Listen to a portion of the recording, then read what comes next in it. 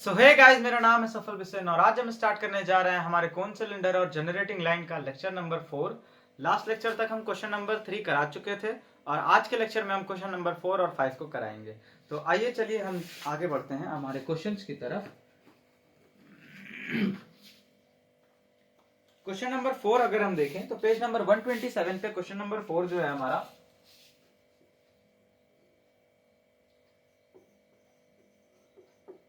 Page number 127 पे question number 4। और आपको याद हो कि हमने कौन सिलेंडर और जनरेटिंग लाइन के का जो हमारा जो चल रहा है चैप्टर चल रहा है ये वाला, इसमें आपको शायद पहले या दूसरे लेक्चर में हमने बताया था कि आपको जो है जो कोन है जिसका वर्टेक्स आपका ओरिजिन है वो जो है आपका होमोजीनियस कह सकते हैं, सेकेंड डिग्री की होमोजीनियस इक्वेशन की तरह जो है उस कोन की इक्वेशन होती है। ये चीज हमने आपको पहले दूसरे लेक्चर में ही बता दी थी और आपको कह दिया था कि इसके बाद ये चीज का यूज कभी नहीं आएगा।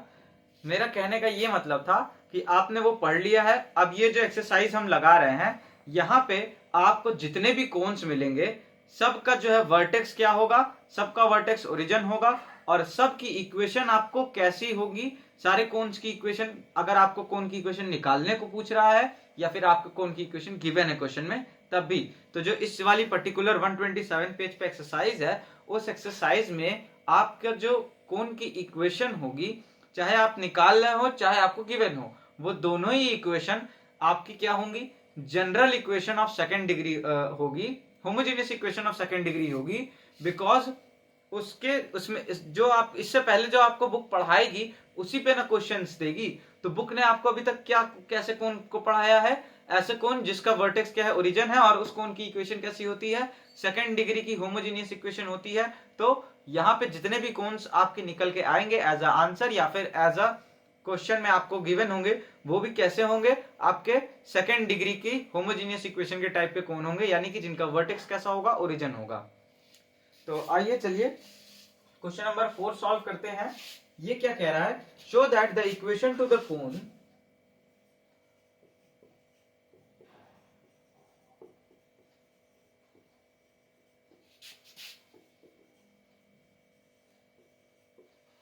show that the equation to the cone whose vertex is origin। देखिए फिर से क्या गिवन है, वर्टेक्स, ऐसा कोन जिसका वर्टेक्स ओरिजिन है, whose vertex is origin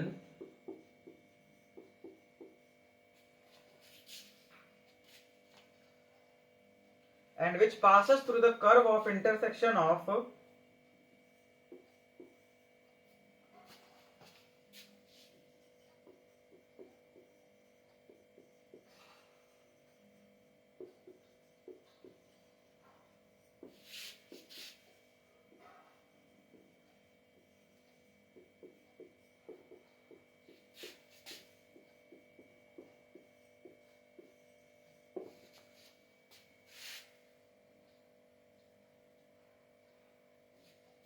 the plane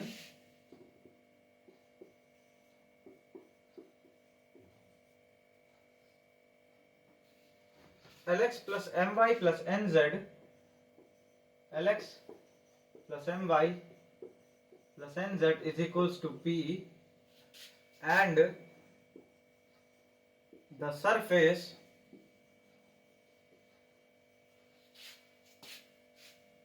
कौन कौन सा सरफेस, दो सरफेस गिवन है, and the surface first is ax square plus by square plus cz square is equals to 1।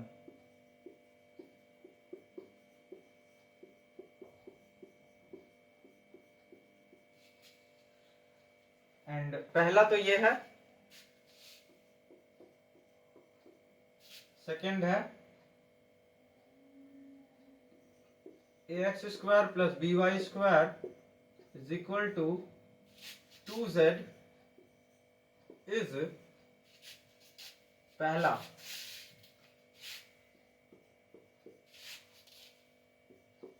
p square ax square plus B Y square plus C Z square is equal to L X plus M Y plus N Z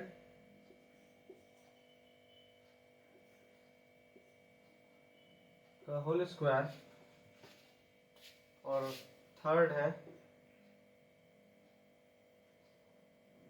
sorry first है और second है। अभी मैं question समझा दे रहा हूं आपको, उसकी टेंशन मत लीजिए, मेरे को क्वेश्चन लिख लेने दीजिए पहले। P X square plus B Y square is equals to 2z L X plus M Y plus N Z हो गया, फुल स्टॉप। ये आपका क्वेश्चन है, इसको आप पहले नोट कर लीजिए आराम से। नोट कर लिए, पॉज करके नोट कर लीजिए। तो चले देखिए, हमको क्या कह रहा है कि हमको शो करना है कि इक्वेशन ऑफ द कोनिक, हमें क्या करना है, show that the equation of the conic whose vertex is origin and which passes through the curve of intersection of the plane this and the surface this. देखिए हमें यह दिखाना है कि ऐसा कोनिक जिसका जो वर्टेक्स है वो कैसा है, ओरिजिन है, जिसका वर्टेक्स ओरिजिन है और जो कि पास कर रहा है हमारे कर्व से, और वो कर्व किसके इंटरसेक्शन से बना है, कर्व हमारे दो चीजों के इंटरसेक्शन से बना है।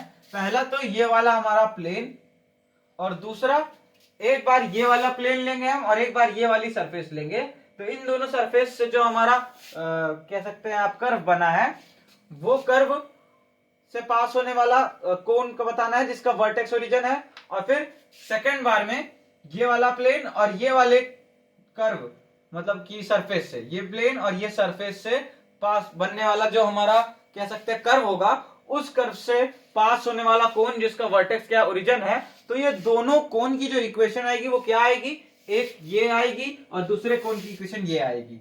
तो आई होप आपको समझ गए होंगे कि आपको करना क्या है। ध्यान से अगर आप देखेंगे तो दोनों ही जो इक्वेशन है ये कैसी है, homogeneous equation of second degree. ध्यान से देखिए, सारे इसमें जितने भी वेरिएबल हैं इस इक्वेशन में, ये वन वाली में जितने भी वेरिएबल है सब की पावर कितनी है, 2 है। ध्यान से देख लीजिए। और सेकंड इक्वेशन में भी जितने भी वेरिएबल हैं आपके, इसमें सबकी इक्वेशन 2 होनी चाहिए मेरे ख्याल से।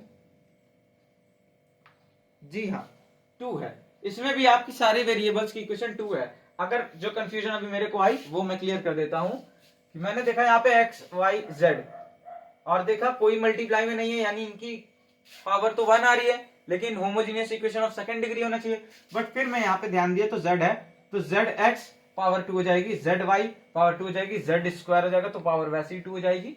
तो हमारी सेकंड डिग्री की होमोजेनियस इक्वेशन हमारी ये भी है।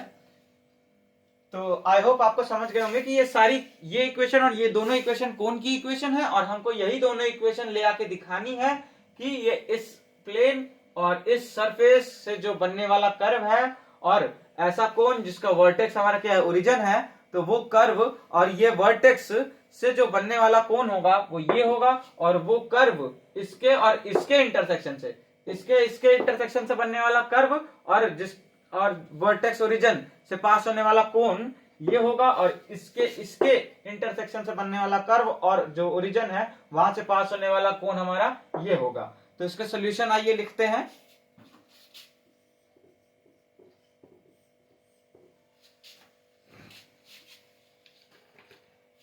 सबसे पहले आप क्या करेंगे,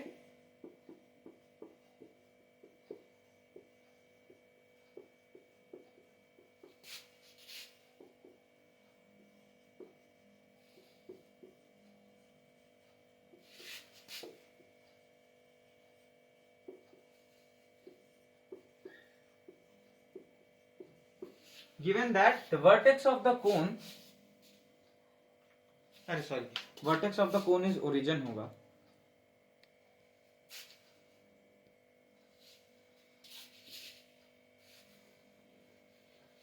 vertex of the cone is origin and cone passes through the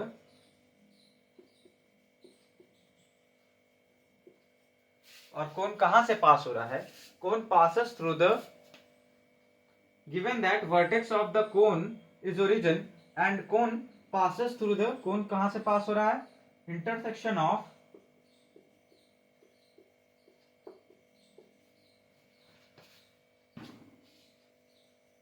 and cone passes through the intersection of plane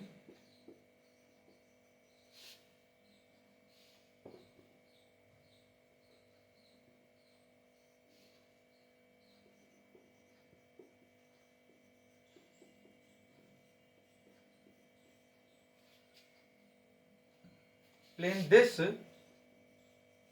and passes through the intersection of plane this and surface, और कौन सा सरफेस है, सरफेस दिस।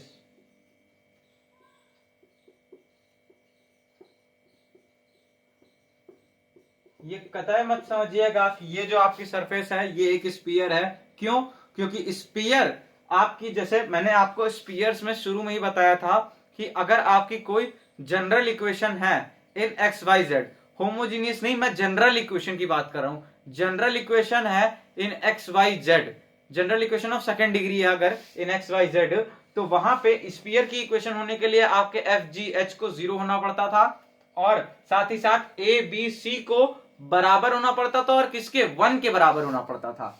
तो इसीलिए यहाँ पे A B C 1 के बराबर नहीं है, इसलिए ये स्फीयर तो नहीं है, लेकिन हाँ ये कोई सरफेस होगी और ये एक प्लेन होगा, तो इन दोनों की इंटरसेक्शन हमें क्या मिलेगा, एक कर्व टाइप मिलेगा। ये बात तो क्लियर है। तो हमको क्या पता है कि वर्टेक्स हमारे कोन का ओरिजिन है और जो हमारा कोन है वो इन दोनों के इंटरसेक्शन से पास हो रहा है, passes through surface this, full stop। अब इसके बाद हम क्या करते हैं, हम जानते हैं कि हमारा जो कोन होगा वो ओरिजिन से पास हो रहा है, तो सेकेंड डिग्री की होमोजेनियस इक्वेशन उसकी कोन की इक्वेशन हमारी होगी। तो हम यहां पे लिखेंगे equation of the cone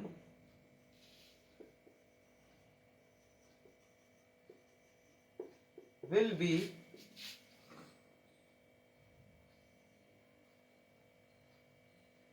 be the equation of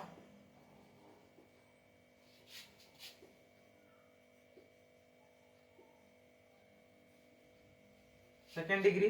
देखो यहां पे हम क्या लिखेंगे, equation of the cone will be the equation of second degree या फिर will be the homogeneous equation of second degree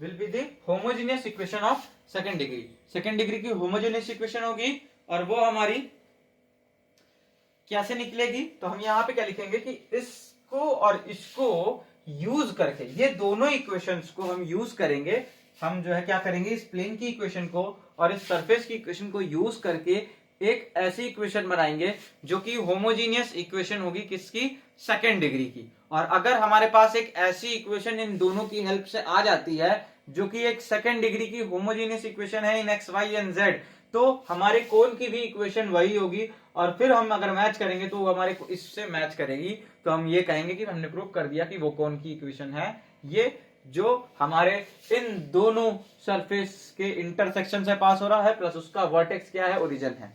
तो आइए चलिए यहां पे हम लिख देते हैं, equation of the cone will B obtained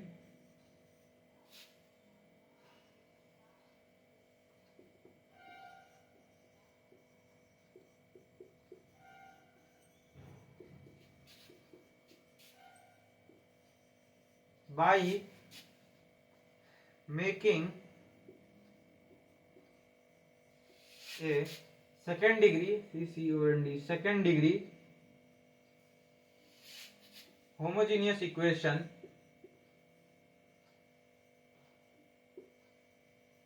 by making a second degree homogeneous equation from the given equation of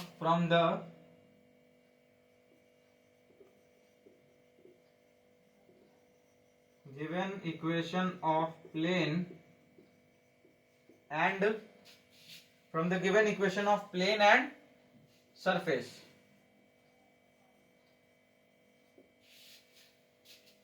तो अब हम ये चीज कैसे करेंगे, देखिए हमें इस इक्वेशन और इस इक्वेशन को यूज करके एक ऐसी इक्वेशन बनानी है जो कि हमारी सेकेंड डिग्री की होमोजीनियस इक्वेशन होगी एक्स वाई जेड में। अगर हम ध्यान से देखें तो पी से दोनों तरफ अगर इस इक्वेशन में डिवाइड कर दें तो हम क्या कह सकते हैं, इक्वेशन ऑफ प्लेन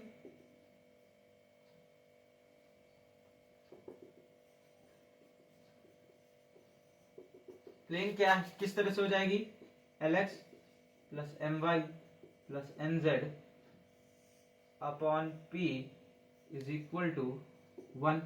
ये हमारी प्लेन की इक्वेशन हो जाएगी।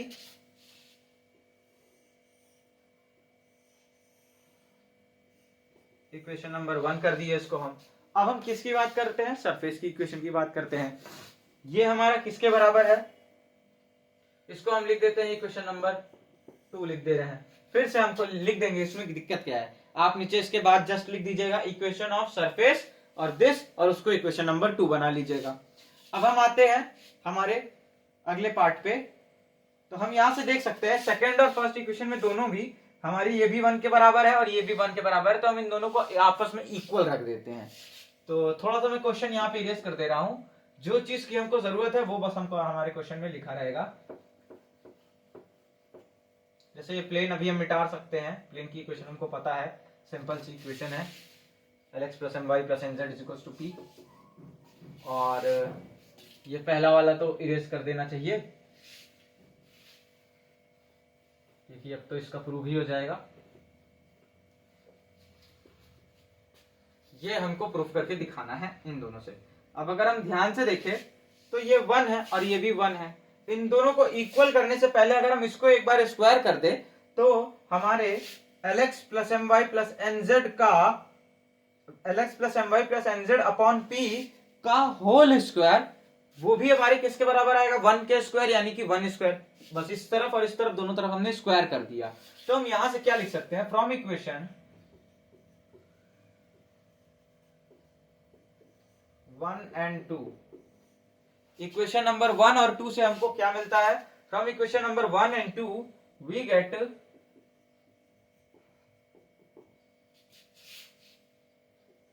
ax square plus B Y. देखिए ऐसे होना होता तो हम तो ऐसे ही रख देते, 1 के इक्वल ये भी है, 1 के इक्वल ये भी है, आपस में दोनों को इक्वल रख देते। लेकिन हमने इसको स्क्वायर करके क्यों रखेंगे हम, क्योंकि हमें क्या करना है, सेकेंड डिग्री की होमोजीनियस इक्वेशन बनानी है, यानी सारे वेरिएबल्स की पावर 2 होनी चाहिए। यहाँ पे x, y और z की पावर कितनी है, 1 है, इसलिए हमने स्क्वायर किया। जानते हैं कि 1 का स्क्वायर हम करेंगे तो कोई फर्क होगा नहीं, 1 का 1 ही रहेगा, तो इसका स्क्वायर भी हमारे इसी के बराबर होगा, इसीलिए हमने स्क्वायर करके रखा। तो ये हमारा कितना आया, plus b square plus C Z square is equals to 1, और 1 की जगह पे हम क्या रख रहे हैं, इसका स्क्वायर, यानी कि Lx plus M Y plus N Z upon में p का होल स्क्वायर।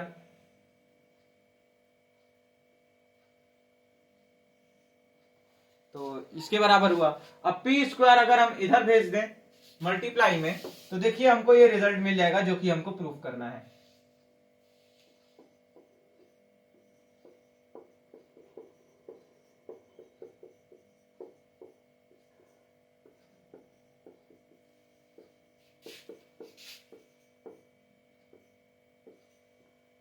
तो ये देखिए, ये जो हमको प्रूफ करना था ना, जो हमारे कोण की इक्वेशन आ रही थी, देखिए एकदम सेम यही है।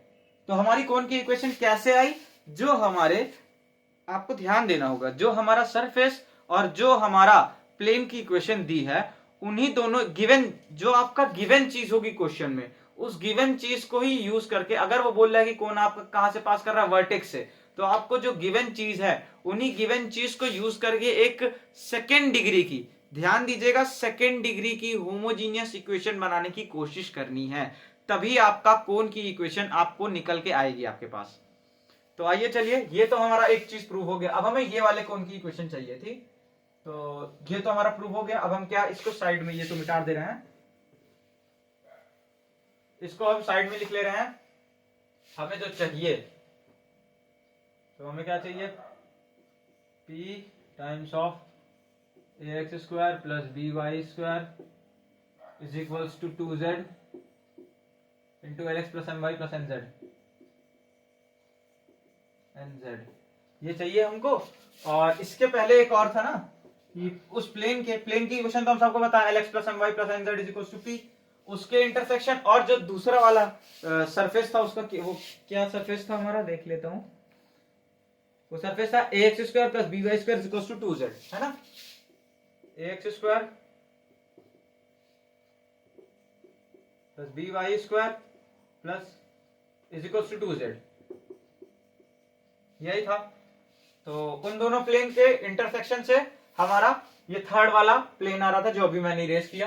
तो आइए चलिए यहां पे लिख लेते हैं। तो as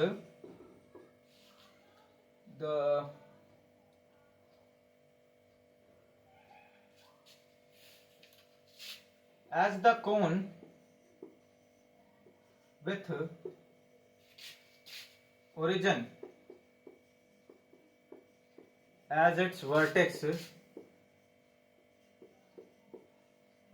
and passes through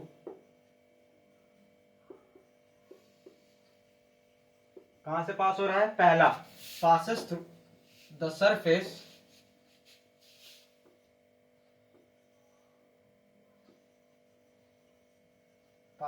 surface lx plus my plus nz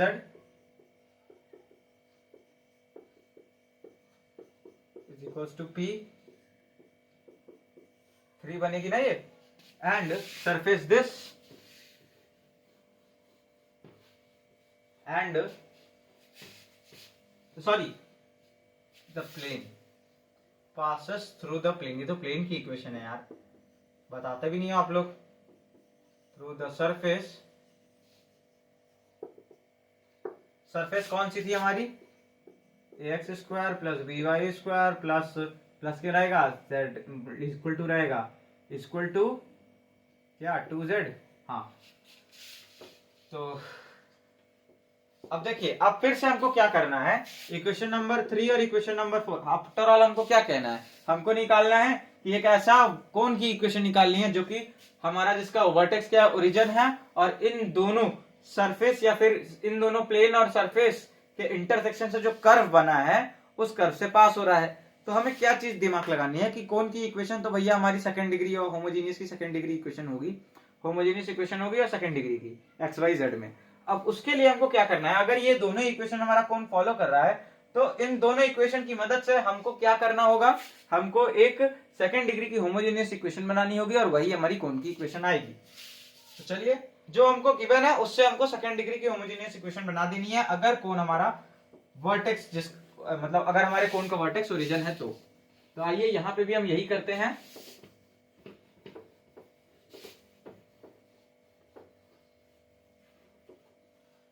तो हम इन दोनों को कैसे बनाए, देखिए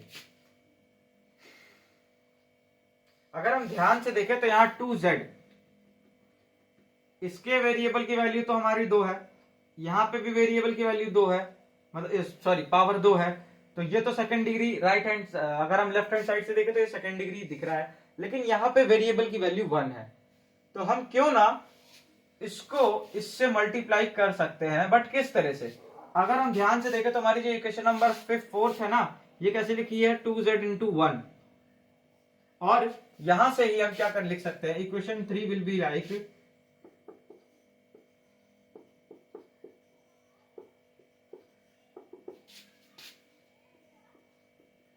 lx plus M Y plus N Z upon P is equals to 1, और अब की बार कोई स्क्वायर किए बिना ही इस 1 की जगह पे इसकी वैल्यू रख देनी है। तो हमारे क्या आ जाएगा, using equation number 4 and equation number 3, या फिर इसको आप कर लीजिए इक्वेशन 5। तो using equation number 4 and equation number 5 we get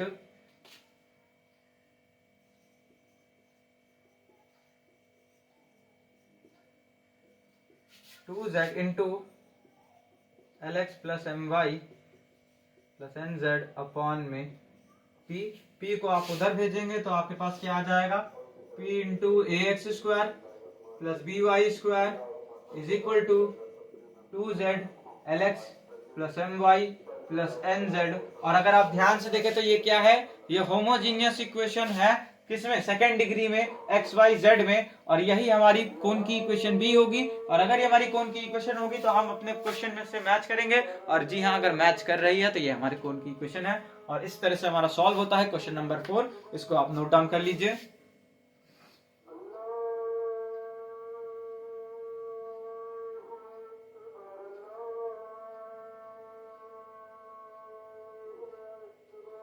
so I hope आपने इसको नोट कर लिया होगा। और अब हम चल रहे हैं हमारे अगले क्वेश्चन की तरफ, जो कि है क्वेश्चन नंबर 5। सो मैं इसको इरेज कर दे रहा हूं।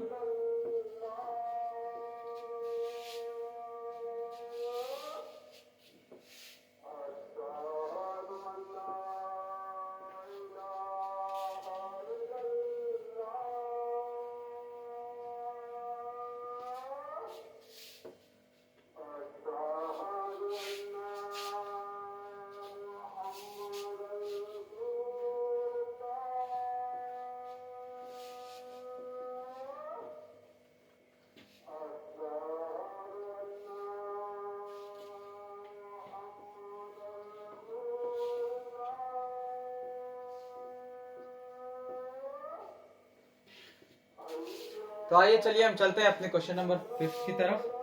क्वेश्चन नंबर 5 हमसे क्या कह रहा है, देखिए पेज नंबर 127 में क्वेश्चन नंबर 5। तो find the equation two the cone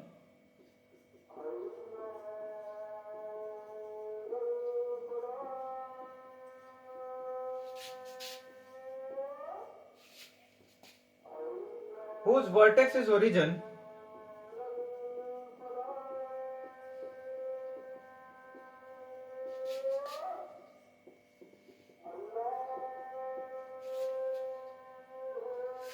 and base the circle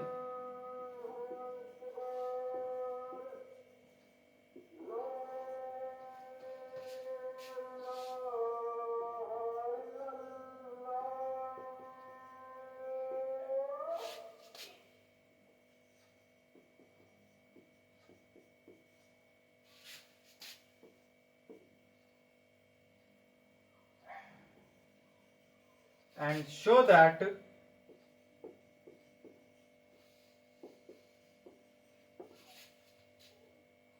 the section of the cone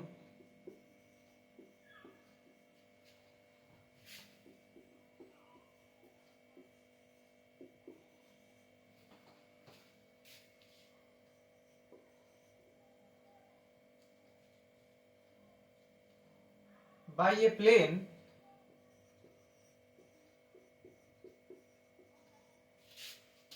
parallel to the xy plane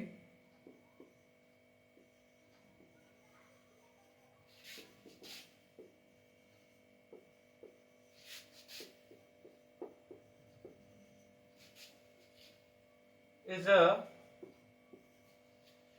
hyperbola.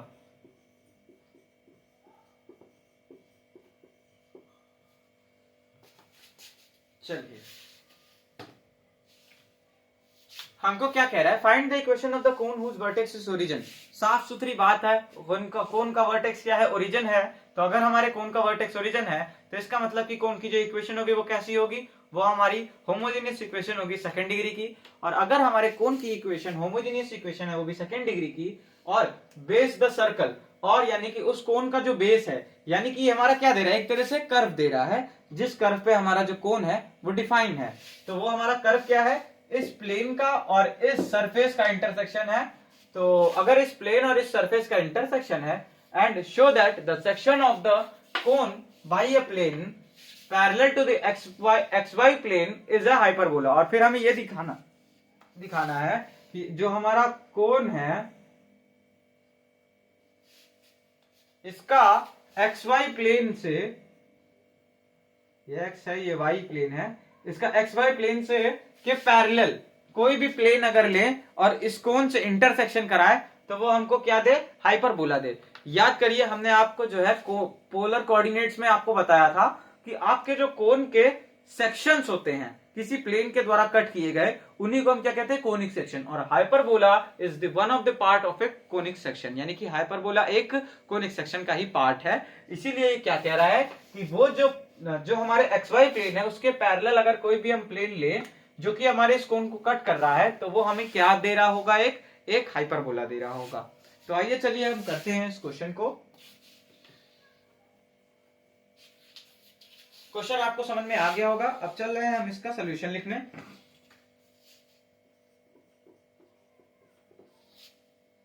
यहां पे गिवन क्या है, given that the vertex of the cone is origin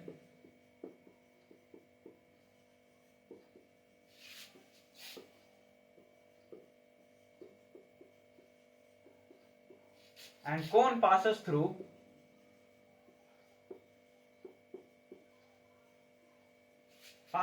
the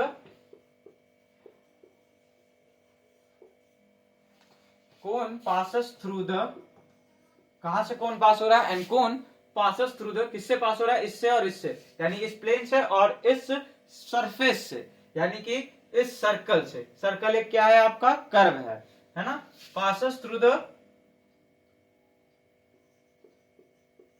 circle x is equals to a comma y square plus b square y square plus z square is equals to b square.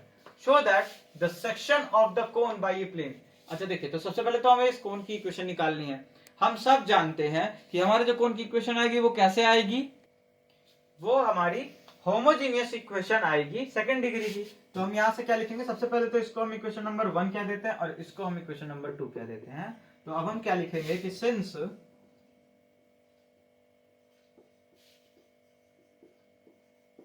vertex is origin, so cone will be the equation of cone. cone की equation क्या होगी, equation of cone will be the, जो हमारे cone की equation होगी will be the homogeneous equation of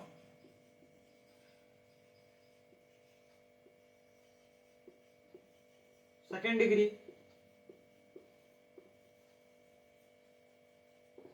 homogeneous equation of second degree, second degree की homogeneous equation होगा ये। तो अगर हमारे homogeneous equation of second degree होगा तो हमें वो homogeneous equation of second degree कहां से बनानी पड़ेगी, यही इक्वेशन 1 और इक्वेशन 2 से ही बनानी पड़ेगी। क्योंकि ये दोनों तो हमको गिवन है। Equation of cone will B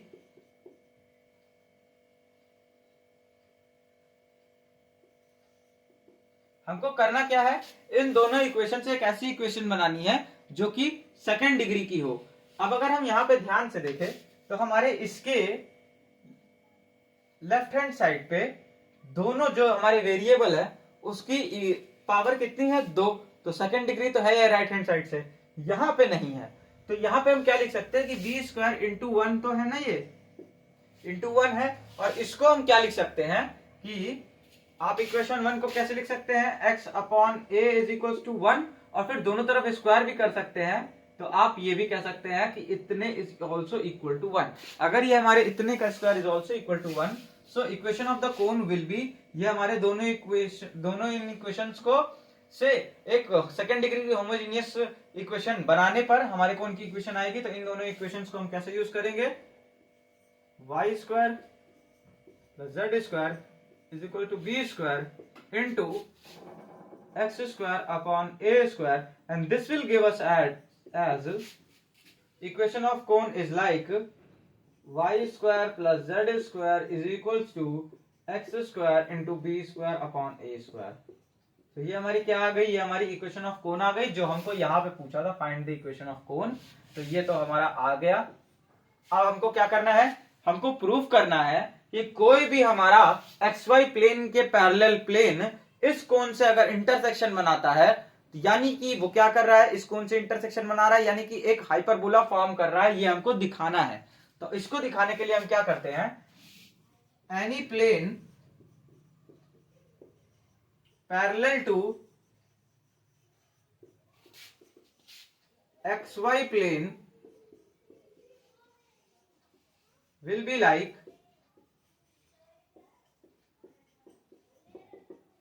किस तरह से होगा, कोई भी प्लेन जो हमारे एक्स वाई प्लेन के पैरेलल है वो हमारे किस तरह से उसकी इक्वेशन होगी। Straight lines and planes revise करते रहिए, बार बार भूल जाएंगे वरना। z is equal to c, कोई भी c कांस्टेंट होगा, जीरो नहीं होगा क्योंकि एक्स वाई प्लेन की बात नहीं कर रहा, ऐसे प्लेन की बात कर रहा जो कि एक्स वाई के पैरेलल है। तो एट सी डिस्टेंस पे जो है हमारा ये प्लेन होगा जो कि एक्स वाई प्लेन के पैरेलल होगा। अब अगर z इज इक्वल टू सी है तो हम क्या करते हैं, हम अब इसको और इसको साथ में लिखेंगे तो हम देखते हैं क्या होगा। देखिए क्यों क्यों साथ में लिख रहे हैं, इंटरसेक्शन कराना है ना इसका और इसका, है ना। तो सर्किल कैसे लिखा जाता था, सर्किल कैसे लिखा जाता था, प्लेन की इक्वेशन और स्फीयर की इक्वेशन को साथ में रख के, तभी उन दोनों का इंटरसेक्शन और मिलता क्या था, सर्कल।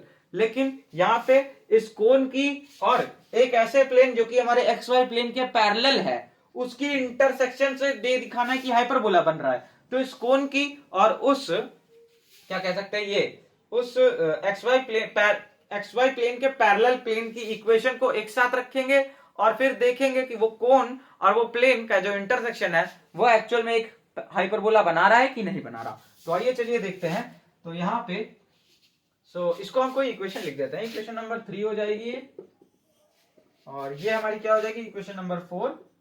तो यहाँ पे हम साफ साफ लिखेंगे from equation number 4 and 3 their intersection gives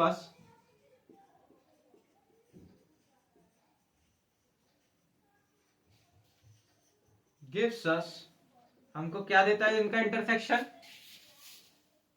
y square plus z square is equals to b square x square into b square upon a square और comma z is equals to c। So हम क्या लिख सकते हैं, z is equals to c अगर आ गया तो यहाँ पे हम, ये थोड़ी जगह बच रही है तो यहाँ पे यूज कर लेते हैं, क्वेश्चन मिटा भी सकते हैं बट यहीं पे यूज कर लेते हैं। तो ये हमारा क्या आ जाएगा, देखिए तो अगर हम z की जगह पे, ये हमारा z is equals to c है, तो z की जगह पे अगर हम c की वैल्यू रखते हैं तो हमारा क्या आ जाएगा, y square is equal to y square plus c square हो जाएगा, plus c square is equal to x square upon में a स्क्वायर और यहाँ पे हम क्या कर रहे हैं, डिवाइड कर दे रहे हैं b स्क्वायर से, तो जो एक्स स्क्वायर के साथ मल्टीप्लाई में था b स्क्वायर ये इधर चला गया। अब हम इसको अगर ध्यान से देखें तो ये क्या बन रहा है, x square upon a square minus y square upon b square is equal to what, c square upon b square and this is nothing but the equation of a hyperbola।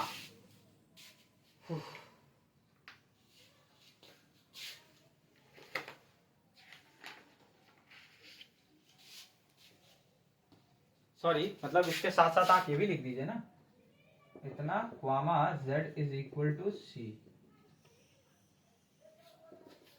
Hyperbola और हमारे कोन का intersection ही तो है ये। तो आप क्या कह सकते हैं, इसको आप कोई इक्वेशन दे दीजिए, इक्वेशन नंबर 4 तक हो गया था, इसको दे दीजिए इक्वेशन नंबर 5 और यहाँ पे नीचे लिख दीजिए कि equation number 5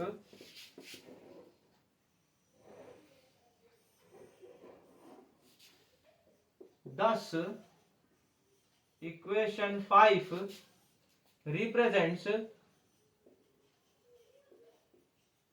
equation of hyperbola।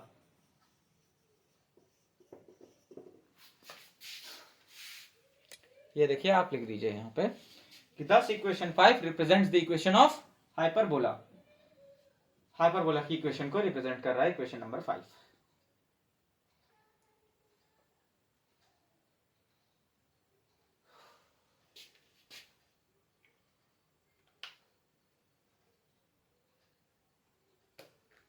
तो चलिए यहाँ पे समाप्त होता है ये लेक्चर हमारा आज का।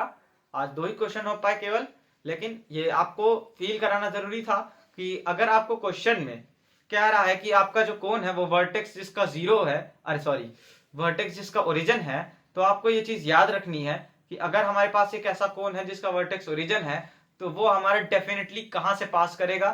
पहली बात तो ओरिजिन उसका है वर्टेक्स और वो हमारे डेफिनेटली उसकी इक्वेशन किस तरह से होगी, सेकंड डिग्री की होमोजीनियस इक्वेशन होगी। और वो सेकंड डिग्री की होमोजीनियस इक्वेशन आपको खुद से देख के बनानी पड़ेगी। वहां पे ये आपको थोड़ा टफ लगेगा, लेकिन एक दो क्वेश्चन जहां प्रैक्टिस कर ले तो आप समझ जाओगे कि बहुत आसान है होमोजीनियस की सेकंड डिग्री की इक्वेशन बनाना। क्या देखना है, जो भी गिवन है आपके पास, ऑब्वियसली हर बार आपकी दो इक्वेशन कोई ना कोई गिवन होंगी। पहली इक्वेशन में देखना है कि क्या आपके सारे वेरिएबल्स सेकंड डिग्री के हैं कि नहीं, अगर नहीं है तो कैसे उनको सेकंड डिग्री का बनाया जा सकता है। तो बस आपको यही चीज करनी है और सेकंड डिग्री का बनाइए, आपका रिजल्ट आपको दिखेगा जरूर यहाँ पे। तो चलिए, तब तक के लिए मिलते हैं नेक्स्ट वीडियो में। पढ़ाई करते रहिए। All the very best.